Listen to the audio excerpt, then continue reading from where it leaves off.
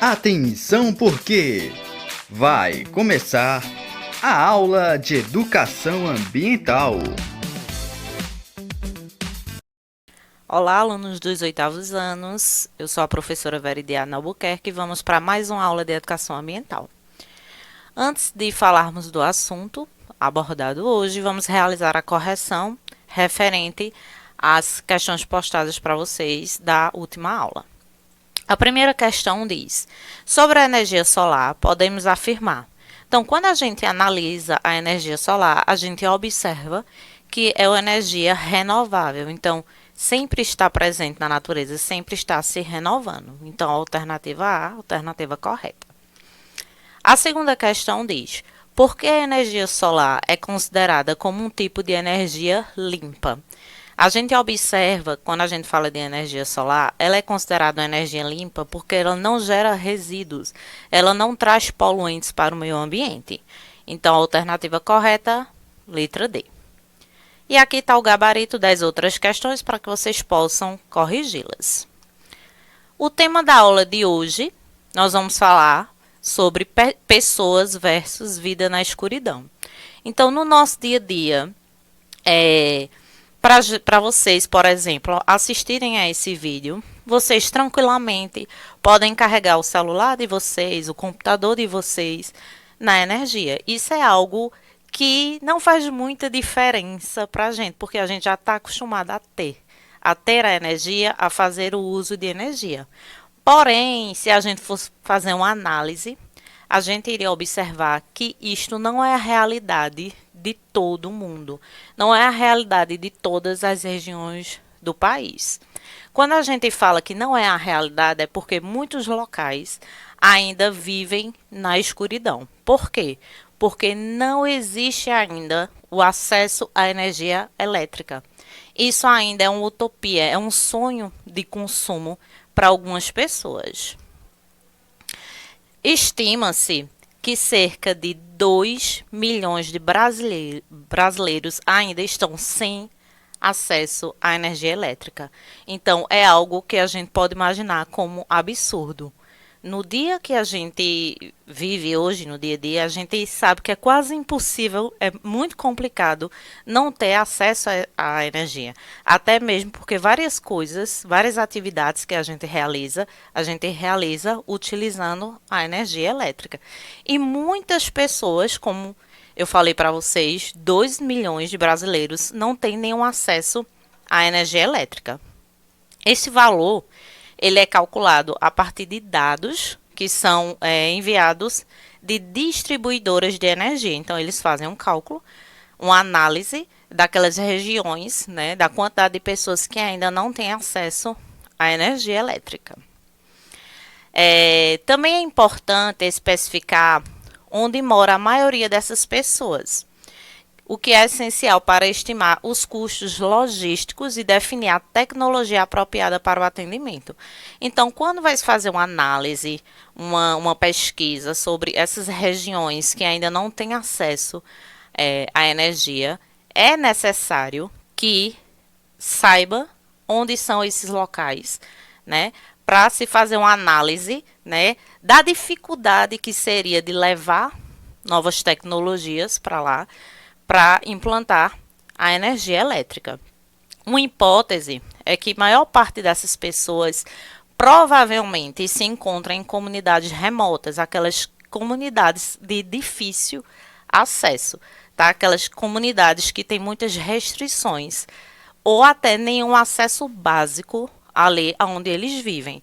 Então, a energia elétrica pode ser que nunca venha a chegar nesses ambientes, infelizmente. A ONU, que é a Organização das Nações Unidas, ela afirmou que nos últimos anos a situação, né, da falta de energia elétrica em determinadas regiões melhorou. Por quê? Porque se proliferaram pequenos sistemas de energia solar que foram distribuídos a esses clientes que são ditos de baixa renda. Então, hoje existem vários projetos, podemos dizer assim, que formulam equipamentos utilizando outras fontes de energia, como por exemplo a energia solar, para que a energia elétrica possa chegar nessas pessoas que vivem em difícil acesso. Atualmente, existem 237 localidades isoladas no Brasil. A maior parte dessas regiões que são isoladas, né, de difícil acesso, estão ali na região norte, nos estados de Rondônia, Acre, Amazonas, Roraima, Amapá e Pará. Então, essas regiões, realmente, se a gente fosse fazer uma análise, são as regiões onde a gente iria encontrar a maior parte daquelas pessoas que realmente não têm nenhum acesso à energia elétrica. Quando a gente fala da falta da energia elétrica, não é simplesmente viver na escuridão. É dizer que essas pessoas, além de viver na escuridão, elas não têm acesso também à comunicação. Então, elas não têm a facilidade que hoje a gente tem de se comunicar com pessoas de outras localidades.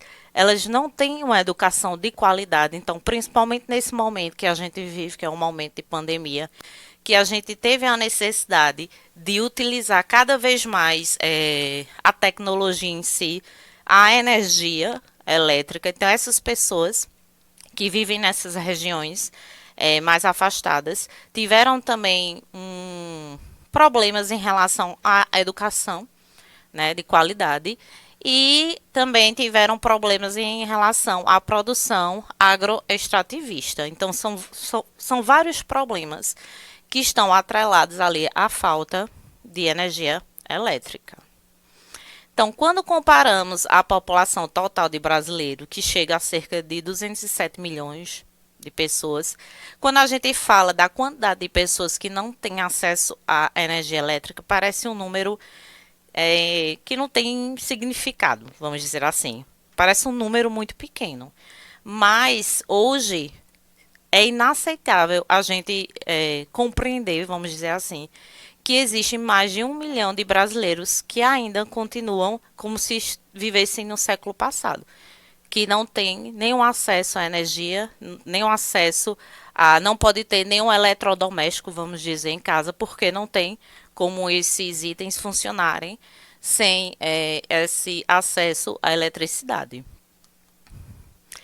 Ainda que o assunto, né, seja atual e urgente, o fato de não ter energia não é uma novidade, né? Há mais de 2 décadas a gente observa, através de notícias, da televisão em si, falando sobre essa falta de acesso à energia elétrica. Hoje existem pequenos projetos, que estão sendo desenvolvidos, por exemplo, na Amazônia, onde esses projetos visam testar formas renováveis de formação de energia em determinados biomas, para avaliar, né, se a sustentabilidade econômica desses processos e assim poder produzir e fornecer essa energia elétrica para essas regiões. Existe uma parceria da Fundação Multi com o WWF Brasil, onde eles realizaram uma pesquisa com 10 projetos desenvolvidos nas últimas décadas, com o objetivo foi de sistematizar e compartilhar dados e informações sobre essas iniciativas de energia renovável. Então, assim, existem em si projetos, pesquisas para buscar fontes de formação, de produção de energia, principalmente de forma renovável, para que essas pessoas possam, de fato, sair da escuridão e ter esse acesso como nós temos à energia elétrica. Até a próxima aula.